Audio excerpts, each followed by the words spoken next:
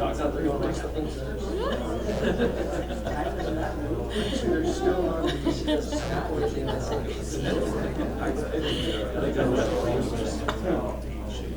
yeah, well, I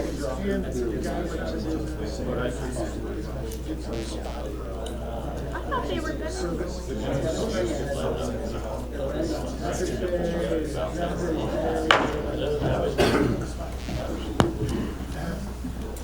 I pledge allegiance to the flag of the United States of America and to the republic for which it stands, one nation, under God, indivisible, with liberty and justice for all.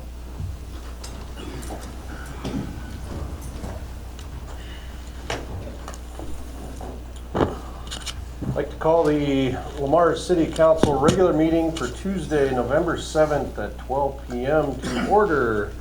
Roll call, please. Goodchild, Yes. Donlin, I'm still here. Wick, Yeah. Sturgeon, Here. Bruns. Here. And before we accept a motion to approve the agenda, the proposed agenda, we are striking action item E4.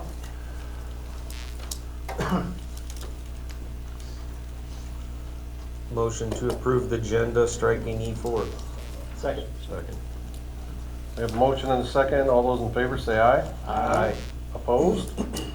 Motion carried. Start the meeting with a hearing. So the police residency ordinance. At the October 17, 2023 meeting, council set this date and time to hear public comments regarding the proposed change to the city's residency requirement for police officers. The requirement is being changed to a 35-mile driving distance to the police department. I'd like to open the hearing and ask for any written or oral comments on the proposed change in Chapter 35, Police Department.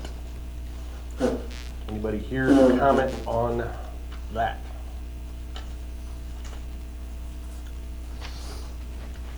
All right, I don't see any comments, so I'll close the open session of the hearing and turn to the council for approval. I'd make a motion to approve the first reading of ordinance number 982 to amend the residency requirements in chapter 35 Police Department of Lamar's Code of Ordinances. Second. We have a motion and a second. Roll call, please. Donlin, Yes. Sturgeon, Yes. Bruns, Yes. Goodchild, Yes. Wick, Yes. Motion carried. Motion to waive the second and third readings of ordinance number 982 to amend the residency requirements of chapter 35 Police Department of Lamar's Code of Ordinance. Second. We have a motion and a second. Roll call, please. Sturgeon, Yes. Bruns, Yes. Goodchild, Yes. Donlin, Yes. Wick, Yes. Motion to adopt ordinance number 982 amending chapter 35 Police Department of Lamar's Code of Ordinance on its first reading. Second. We have a motion and a second. Roll call, please. Sturgeon, Yes. Goodchild, Yes. Donlin, Yes. Bruns, Yes. Wick. Yes. Motion carried. Moving on to general discussion. First of all, citizens. Any citizens here to address the council on any topic? There's a lot of citizens here. Yeah. I feel very safe right now. Or threatened. Yeah, or scared to death. All right, seeing no citizens jump up, let's turn to the thumbs up award. We'll start with Mike Donlin. I guess I'll offer a thumbs up to the 150 folks that came by our house for Halloween to try to clean us out of candy. We still got more for next year. You persevered. Brian? I'll pass. Clark? Mine was similar. Did we have any incidences on Halloween at all? Pretty quiet? Yeah, very quiet. I'll tell you, I was down by the museum, thumbs up. You could have taken your candy down there and got rid of it in about 5 minutes. There were so many people down there. I couldn't believe it, but everything went off safe. That's I'll good. wait for the lighted parade. There you go. I'd like to give a thumbs up to the city staff that's working on our Christmas decorations for the city. It's coming together quite nicely, and I appreciate everything that they do Also, the volunteers out at Pioneer Village, I know that's under new management due to health reasons this year, and I appreciate all those that have stepped up and volunteered to make that event happen. So I know it's a lot of work this time of year. Not trying to gloss over Thanksgiving, but thanks for everybody's efforts there. So, Steve. I'll piggyback on that and name Maggie Kenton and Lori French and the Chamber who are heading up the Pioneer Village Christmas and all the work that they're doing and with that. And also to the Lamar's Community Theater and the production of Bowling Going that we attended this last week, and it was excellent as always, so thumbs up to them. Okay. Mark? Yeah. At the end of last meeting, I placed a phone call about, I had a citizen reach out to me about some graffiti that was on the concrete on the sidewalk and some was in concrete in the alley. And I went and ran some errands, and within an hour, I saw Ben Klein Hessling out there removing that graffiti. So thumbs up to Scott Knife and Ben for getting right on that. That lady was pretty impressed when I called her back and said it's done. That's great. Okay, moving on to consent items. So under the list of consent items, we have an approval of the October 17, 2023 regular meeting minutes and October 26, 2023 special meeting minutes. A list of bills for period ending 10/31/23 and a plywood trail phase 1A change order number 1. Motion to approve consent items 1 through 3. Second. I have a motion and a second. All those in favor say aye. Aye. Opposed? Motion carried. Action items, E1, property casualty insurance. So the renewal dates for both our property and casualty insurance policies are December 1, 2023. Staff has met with Matt Suzamil to review the policies. Matt Suzamil will be available to meet at the meeting to give an overview.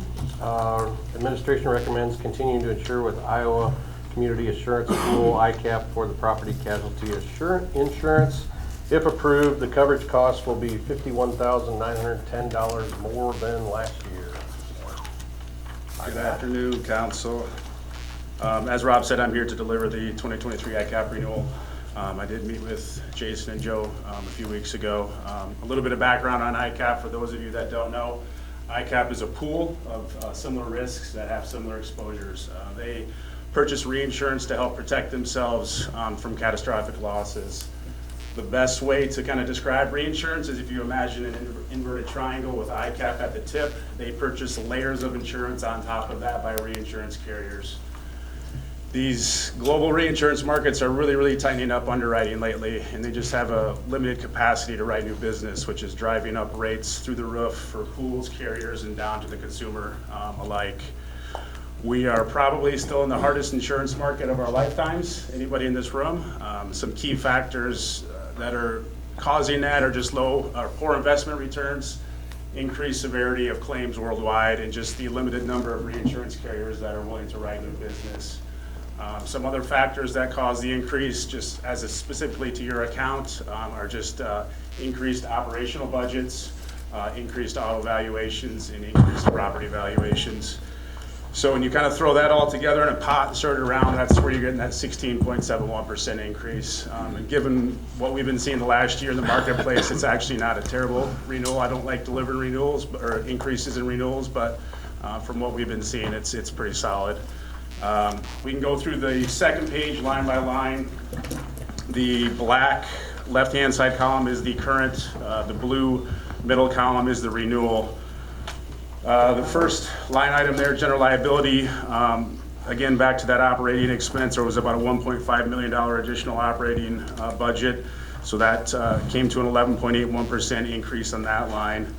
The auto liability, again, a little bit of an increase in vehicles, 17.39%. Public officials wrongful acts, 14.75% increase there. Law enforcement liability, an 18.43% increase there. Auto physical damage, we had about $931,000 more in vehicles at renewal compared to current, which leads to about a 24.3% increase. ICAP agency commission flat, and the airport liability essentially flat there also.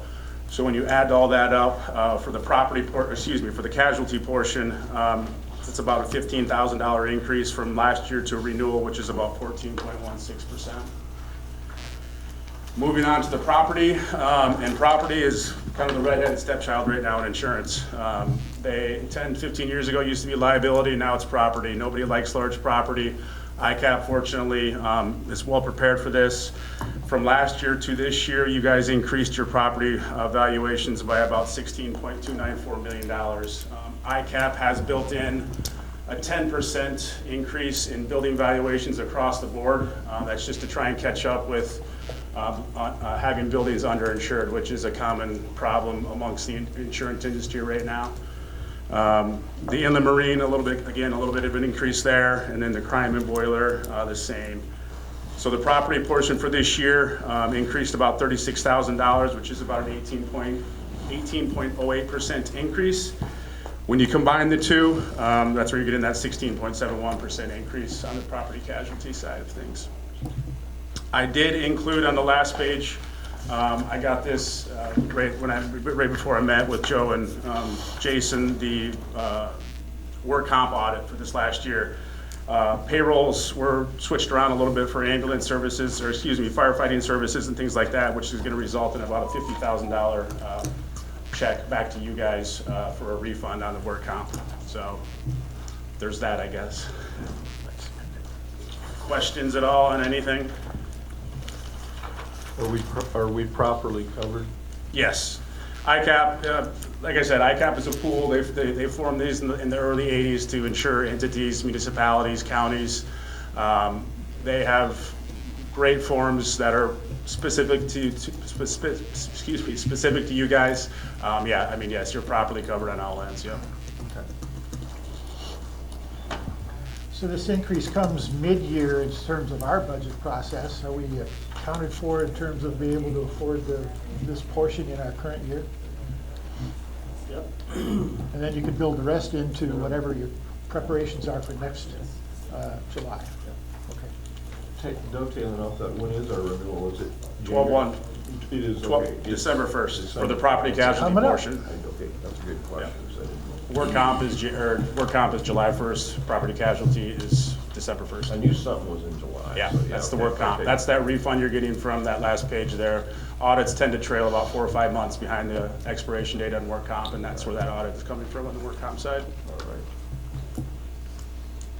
Matt, when the city acquires new property, whether it be real estate, a vehicle, this or that, do we need to inform you immediately, or is it kind of lumped in? Inform us. Yeah, and the city does a good job with that, and Lori Stephan at my office is in charge of this specific policy, and I would say immediately, otherwise things can get lost in the cracks.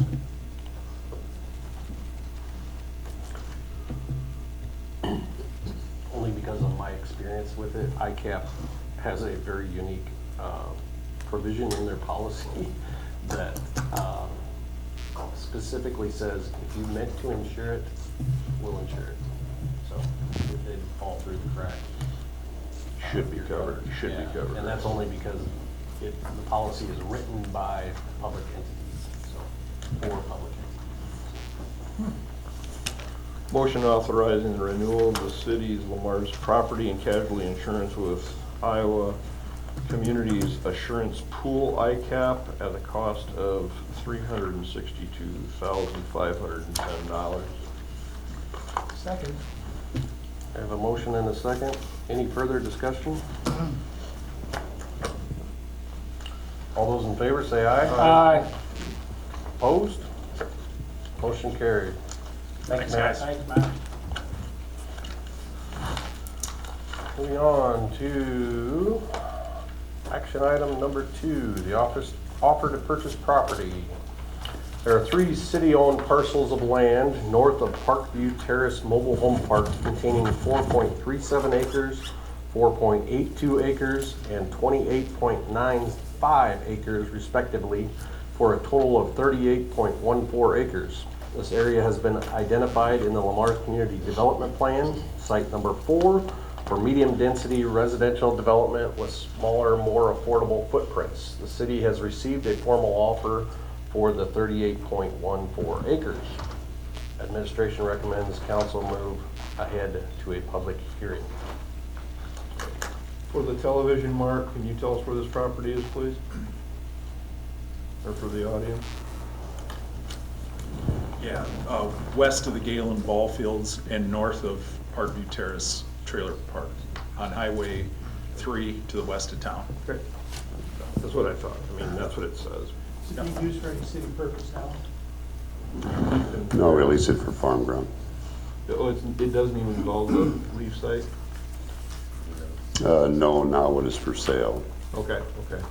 Wasn't sure if that was part of it or not. No, Okay. that's not, it's north. Okay. So we don't have to find somewhere else for stuff? No, no, Okay. no. So it's the land if you went into Parkview Terrace or the dump site, the north end of Parkview Terrace where the homes are. You go, it has that steep, it's everything north of that. Farther north, right, okay. Being 3 parcels, I wasn't sure if we're losing some of our twig and branch stuff, so that's why. All right. I think the intention would be to eventually move the shooting range too, because that would, if it's gonna be a residential site, that's a little. It's like axe throwing in revs it after you drink for 2 hours. South side of Chicago. Exactly. Yeah, that gets into, I mean, so if we sell it, that's been discussion for a while too, of relocating grass and tree site. So that would need to happen. Come into play. Yeah, plus we would have to get the second access. Right now, 16th Avenue, which is on the west end of Parkview Terrace, that's there. We'd have to put in what would probably be called 13th Avenue, which is the entrance to the dump site. We would pave that, and that would be a city street through there. So. But this, once again, is just moving to a public hearing, correct? Yeah. Motion to adopt resolution number 983, establishing, 2345. what's that? That's ordinance. Oh, I got it, you're right. I wrote it. Resolution. 2345, my bad. 2345, establishing November 21, 2023 at 12 p.m. for a public hearing on any and all written offers received by November 20th, 2023 for the city-owned land north of Parkview Terrace Mobile Home Trailer Park. Second. I have a motion and a second. Roll call, please. Bruns, Yes. Donlin, Yes. Wick, Yes. Sturgeon, Yes. Goodchild. Yes. Motion carried. Moving on to the police officer's wage increase.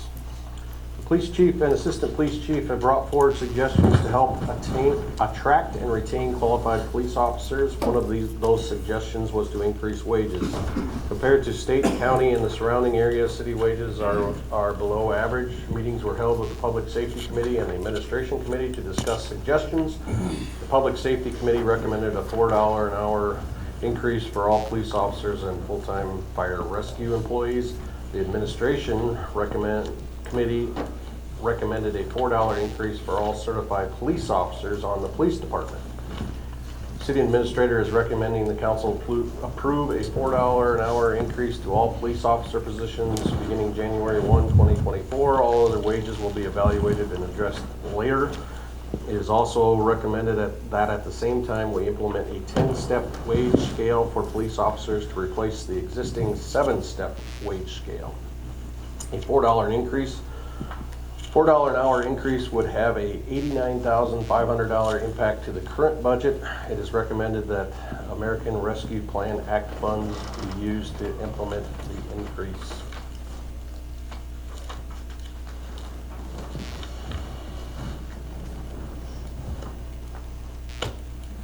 Is everybody going to speak? No. If they want to, they can.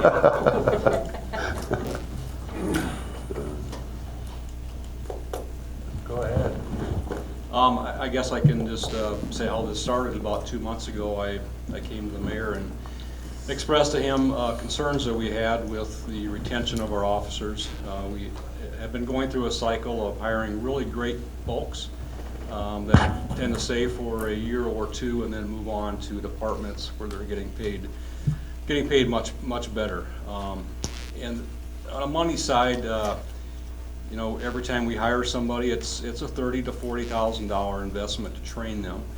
And when they walk out the door, we immediately lose that. But more importantly, once we get that person up to speed and once they get through field training and they get, you know, some time on the department, they really connect with the department, they connect with the officers, they connect with the community. And we kind of feel like that just gets pulled away from us about every year. It just kind of gets pulled away. So I asked the mayor to kind of to work with me on a retention and recruitment plan, and from that we had some conversations with Joe and Jason, which led up to the Public Safety Committee, and we came up with some items that I felt were important, that we felt they were important to help attract and retain officers in Lamar's, and obviously the wages are a huge part of that. So that's why we're here today. And that's why we passed this The mileage. residency requirement. Yeah, there's other things that we're and looking then at. there's things that you're working on your budget. Yeah, for. there's things I'm working on within my budget, a weapons purchase program, and improving equipment and clothing expenses to the officers. The residency, it's gained some momentum. I think there's some interest out there now just because of that. But the wage portion is a pretty pivotal part.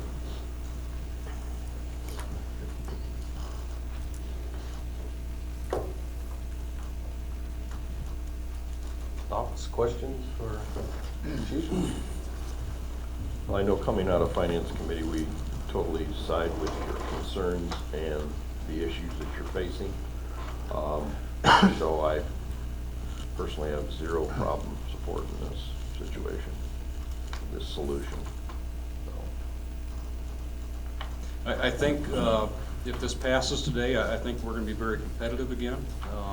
We've just kind of fallen behind, and what we've seen in Iowa is a transition from most of the sheriff's offices received a 15 to 30% raise over the past 2 years, and that's largely in part to some legislative changes. And police departments are falling behind and they're catching up. Lamar's is not the only one. We just happen to be coming to you today because we have an issue. Motion approving a